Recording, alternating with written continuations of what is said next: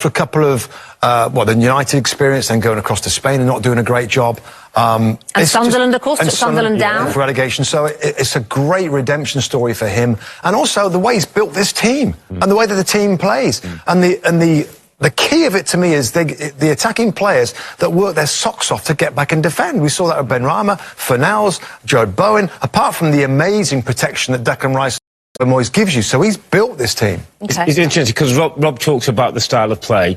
There's a phrase, Rebecca, the West Ham way, that used to be the way they played in the past. And that sometimes was I think, a difficult thing for managers to go into. What David Moyes has created is a new West Ham way, a modern West Ham way that can still have attractive football. They can still score goals, but there's football, they can still score goals, but there's now a resilience, there's a structure, there's a drive between the players to not give goals away. Just quickly, will it last? Can they get top four?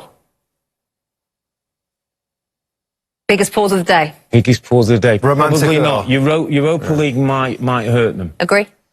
Robbie? No, I think they can do it. They can do it. I tell you, the romantic Robbies have switched over this Sunday lunchtime. OK, let's take you back to East London, the scene of this wonderful victory for West Ham United against Liverpool, and talk to our commentary team of Graham Lasso and Arlo White. Gentlemen, back to you. There's 60,000 people here, Rebecca, who think they're in the title race, leave alone finishing in the top four. The party atmosphere here has been astonishing. We've had Sweet Caroline, we've had kids dancing in the aisles with their mums and dads. This is a very special place to be at the moment, Graham, isn't it? And I asked you during the game, there are echoes of what Leicester did. I'm not saying West Ham are in the title race, but there is a togetherness about this team and a spirit that sees them through. How impressed are you? Yeah, really impressed, because everything Liverpool have stood for over the last few years, West Ham matched today, and they played in a different way. I'm really impressed with the fact that it's a counter-attacking team, but doesn't defend too deep and doesn't engage with the opposition. We saw Manchester United yesterday trying to play with a back three and wing backs. Nothing wrong with that system, but there's everything wrong with any system if you don't engage, if you're passive. This isn't a passive team. It's not a passive crowd. They've got a lot of positivity, and I think when you build all that in, confidence as well, you've got all the ingredients there to be really successful. Then you need to deliver. You need to deliver day to day. They need to recover from the high of this. They're going to be so ecstatic. They've got to reset and play the next game, and that's what success demands if you're going to sustain a run throughout the season. So, of course, I completely agree. On this form, top four is absolutely a possibility, but they've got to repeat every week. Reset, repeat, and that takes experience, focus, and a different sort of desire to win games over the course of a season. I'm sure you're feet in the Premier League of the season for Liverpool. Are the injuries starting in the midfield? Is it starting now to affect them? I think midfield was an area that we spoke about, and definitely that lack of opportunity, I suppose, to change things, to change the balance in that midfield if they need to. You know, Fabinho's had a knee problem. He played today and he looked really short in that last 20 minutes of the game. He got the runaround from Fornals a couple of times that cost Liverpool dearly. Thiago came on, didn't look that sharp when he came on. So look, you know, there's no doubting they'll bounce back from this, and quickly, because that's in their DNA. But that's definitely an area, that rotation in midfield is something we've got to keep an eye on, I think. OK, Graham, talk to you again after the international break. Rebecca, this is as joyous a place as I've been to in the Premier League for quite... To an end, like they all do. What did you think were the reasons for that? Well, key moments, obviously, today. I think the goals, it's clear. But some situations, I think they can or have to go another way. So first and foremost, let's talk about the game just like this. It's the goals they score. I think the first is a foul. So on the goalie, now I don't know exactly what players have to do that they whistle a foul against the goalie. The arm goes against Ali's arm. So how can he catch a ball when somebody pulls his arm away? It makes really no sense. That was first goal. We scored an equalizer.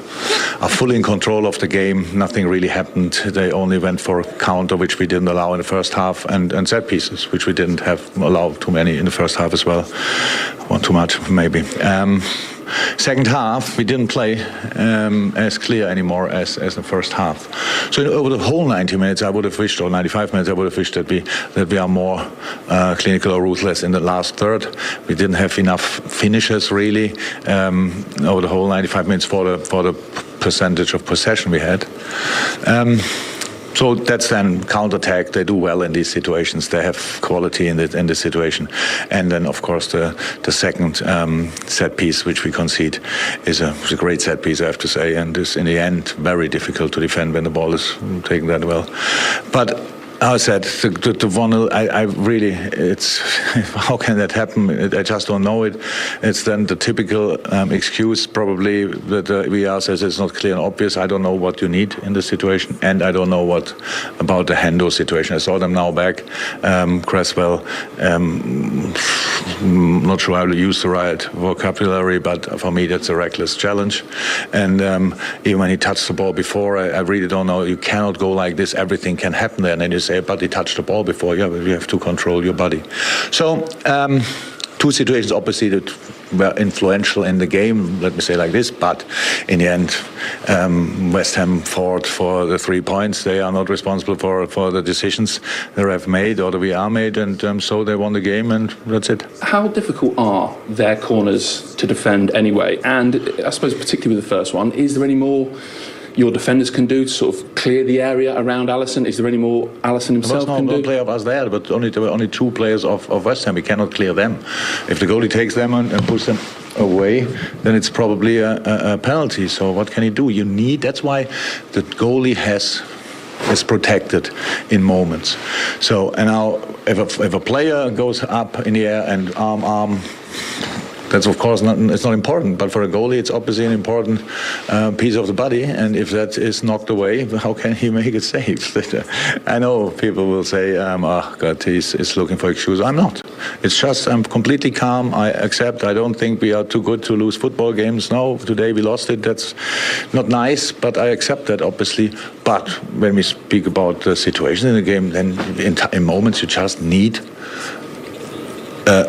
normal decision, not one side, not the other side, a normal decision from a ref, and he didn't do that, and that's the situation.